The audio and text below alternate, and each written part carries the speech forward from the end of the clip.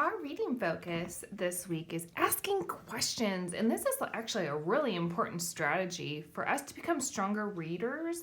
It's really important for us to ask questions as we read because it helps us understand, to comprehend the story even better if we can ask questions throughout.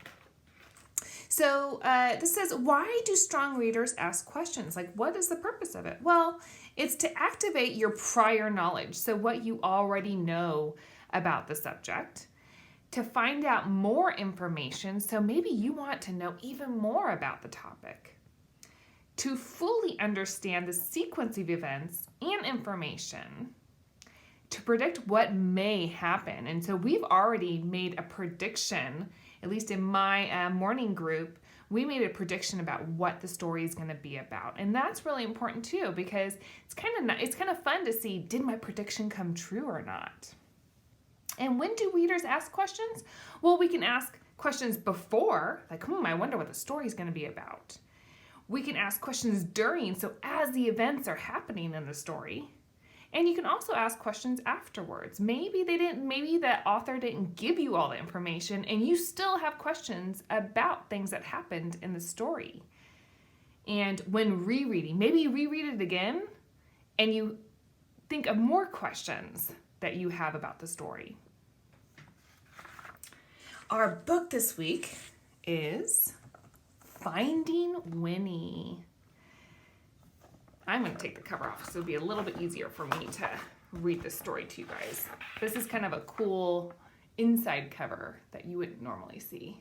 And there's Winnie right here. And it looks like what? What do these guys look like? Look like soldiers, right? All right. Finding Winnie, the true story of the most famous bear. Ooh, so we can probably predict already that this story is true because it's telling us that, but it's going to be about a famous bear. And think about this. What bears do you know that are famous that you can think off the top of your head? And maybe you're making a connection with this name, Winnie.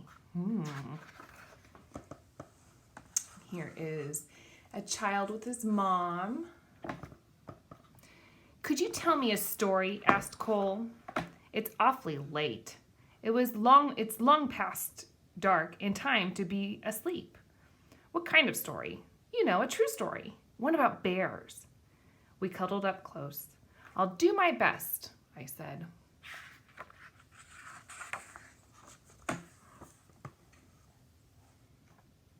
A very long time ago, about 100 years ago, before you were born, there was a veterinarian who lived in Winnipeg. His name was Harry Colborne. A vegetarian, said Cole.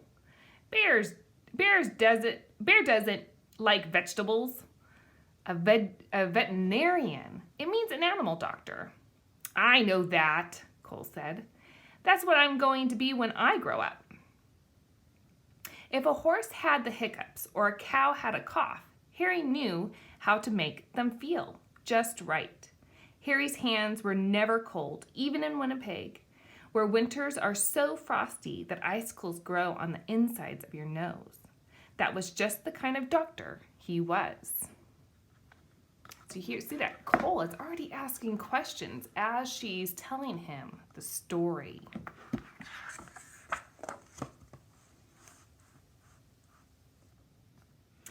But a day came when Harry had to say goodbye to Winnipeg. There was a war far, far away, beyond the end of the country and on the other side of the ocean, and he was going to help. He would be caring for the soldiers' horses. Harry rode east on a train full of other soldiers.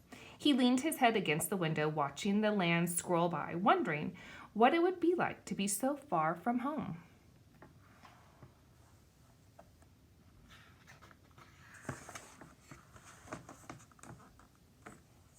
The train rolled right through dinner and over the sunset and around 10 o'clock and into a nap and out the next day until it stopped at a place called White River.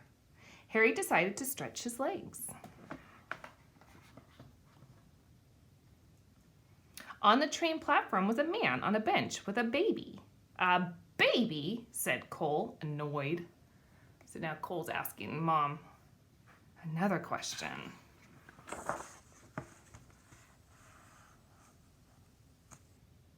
A baby bear, a cub. Harry stopped.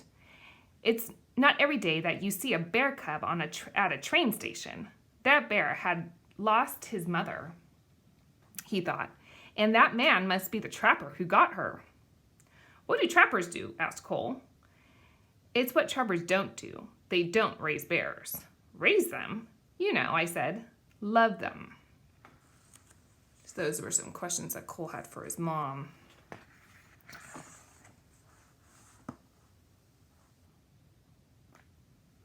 Harry thought for a long time. Then he said to himself, there is something special about that bear. He felt inside his pocket and said, I shouldn't. He paced back and forth and said, I can't. Then his heart made up his mind, and he walked up to the trapper and said, I'll give you $20 for the bear. Is $20 a lot? Asked Cole. Back then, I said, even more than a lot. So about 100 years ago, $20 was a lot of money. Looks like he bought the bear. Go right there. Okay.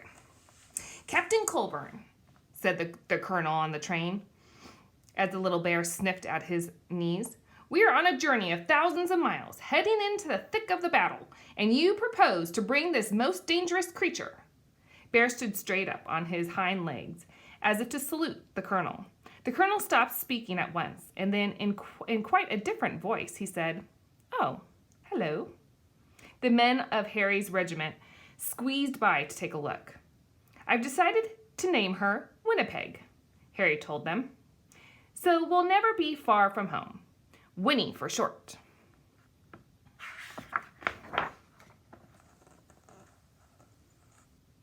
They had a very long way to travel, and they had already gone 3 or 4 feet when Winnie grew hungry. What do bears eat? The men wondered. What don't they eat? Said Harry. Vegetables, Cole reminded me. Winnie ate vegetables, I said. She ate everything except onions. They brought her carrots and potatoes and apples and tomatoes and eggs and beans and bread and a tin of fish and some slop in a dish. But Winnie was still hungry. How about dessert? Said Harry, holding up a bottle of condensed milk. Taking the treat in her paws, Winnie lay on her back and hummed a happy song as she drank. The men roared. The men were laughing. But she looked so cute, right?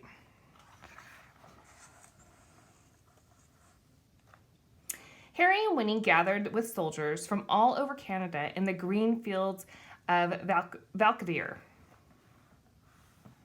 A whole city of tents had sprung up there.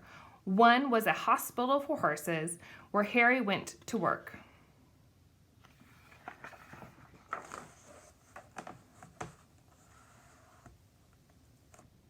Winnie was in the army now. Harry taught her to stand up straight and hold her head high and turn this way and that. Just so. Soon she was assigned her own post. Even the colonel agreed that Winnie was a remarkable bear. She might have been the best navigator in the whole army. If you hid something, she could find it. She could. What if it was farther away? And farther still. Remarkable, he cried. So even though it didn't matter how far, she could always find it. Pretty remarkable bear.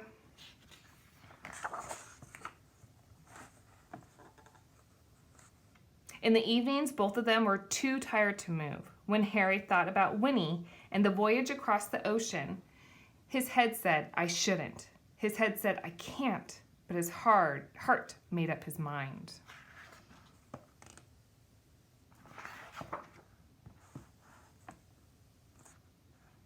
Nobody had ever tried to float so many people and animals across the Atlantic Ocean before.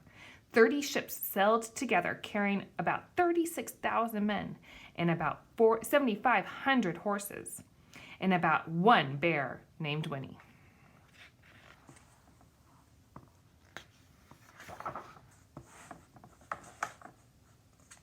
When they finally arrived in England, the regiment went to training on the Salisbury Plain, where it rained and it rained and it rained. But Winnie didn't seem to mind. She was the mascot of the 2nd Canadian Infantry Brigade, and she attended her post with vigor. One day, Harry came running while she was doing her exercises in the tent. "You'll bring the whole place down," he said with a laugh. She had grown. Uh-oh. Here's her doing her exercises. Not a good idea. It was winter when the order came. The time had come to fight. Winnie posed proudly with the men for pictures to send home to their families. Harry thought for a long time. He'd argued one way and then the other, but his heart made up his mind. He went to Winnie and said in a very serious way, "There's something we need to go. Winnie brushed the mud off her nose and nuzzled in close. Oh, sounds like he's made a decision about Winnie.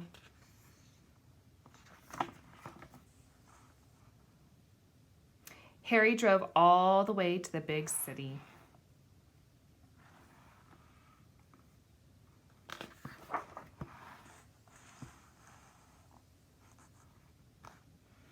"Here we are," said Harry, "the London Zoo." Harry took a deep breath. "Winnie, this is going to be your new home for a while," he said. She tilted her head. "We're shipping out to France," he explained. "I had to take care of the horses at the front." He rested her big head against his. "I know you want to come, but it's not safe." Winnie's head bowed. Harry's hands were warm as sunshine, as usual. "There is something you must always remember," said Harry. "It's the most important thing, really. Even if we're apart, I'll always love you. You'll always be my bear." Aww. That must have been a really hard decision for him. "Is that the end?" "That's the end of Harry and Winnie's story," I said. "But I don't want it to be over," said Cole. "Sometimes," I said, "you have to let one story end so the next one can begin." "How do you know when that will happen?" "You don't," I said, "which is why you should always carry on." Oh, that's some pretty good advice. Once upon a time, there was a little boy with a stuffed bear. He'd had his bear ever since he was a baby. But somehow the boy had never found the right name for him. He tried Teddy and Edward and even Big Bear.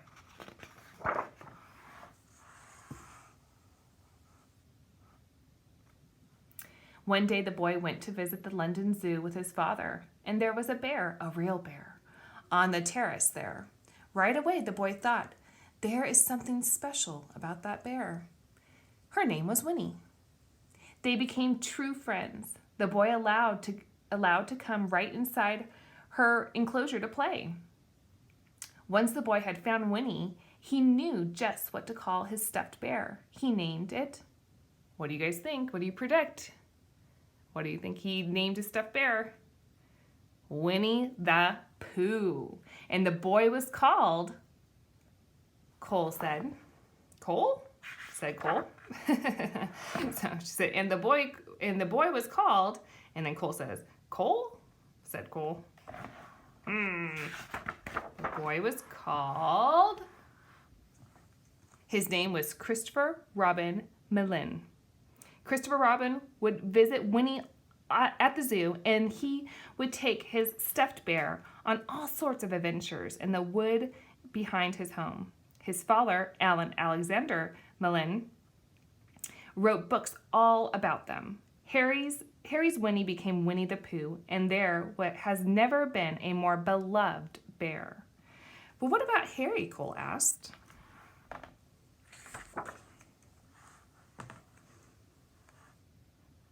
When Harry visited Winnie at the zoo, he saw how happy she was. She had been raised, she was truly loved, and that was all he had ever wanted from the moment that he met her at the train station in White River. So after the war, Harry returned to Winnipeg and his life as an animal doctor. Before long, he was married and had a son named Fred, and Fred had a daughter named Lauren, and Lauren had a daughter named Lindsay, which is me. And when I had a son, when I saw you, I thought, there is something special about this boy. So I named you after your great-great-grandfather, Captain Harry Colburn. I named you Cole. This is their family tree. So here's Lindsay and Cole. Here's Lauren and Lindsay. Here's Fred and Lauren. So Lauren's mom, or Lindsay's mom is Lauren. And then this is Lauren and Fred and Harry and Fred. Very cool. That's me, said Cole in the whisper. That's you. And that's Winnie? Yes, I said. That's Winnie. And it's all true. Sometimes the best stories are, I said. Cole's eyes grew big, and he said nothing for a long time. Then he hugged his own bear close and let out a yawn that reached far away, and they both turned over and fell asleep. Here is the family album. This is kind of cool. So here is Harry as a younger soldier. He was in the beginning of the story. And here is his diary from World War I, which is really cool. This was back in 1914. And the diary, the first page, this is just the first page of his diary, where he wrote, bought bear for $20. This looks like right there. He said, bought bear for $20. Cool. And here are some soldiers with Winnie. And here's Harry and Winnie. Here's the soldiers, all the soldiers. And that was that part of the story where Winnie was in the picture with them. You guys remember that? It's a picture of Winnie and Harry. And inspired this statue that they have here, they have in Winnipeg. In 1992, they unveiled it. Here is a photo of Winnie and Christopher Robin. So if you know the Winnie the Pooh story, you know that Christopher Robin is in that story, right? And so that's them. And here is the animal record. It shows Winnie began her stay at the London Zoo in 1914. And then here is Lindsay and Cole in 2013. So that is who was the mom and the son in the story, and the son who was asking all the questions. That is it, the end. So as you saw in the story, Cole asked his mom a lot of questions throughout the story, and that's what strong readers do. They ask a lot of questions as they read stories, and that just helps them to better understand the story. So I hope you liked the book, Finding Winnie.